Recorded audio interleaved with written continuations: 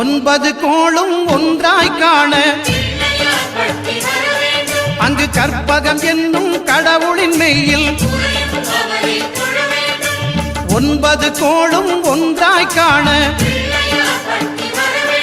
அங்கு கற்பகம் என்னும் கடவுளின் மெய்யில்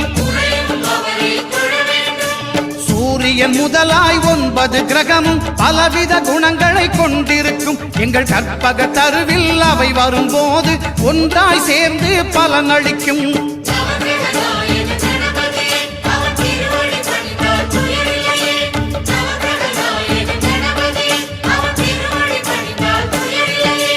ஒன்பது கோளும் ஒன்றாய் காண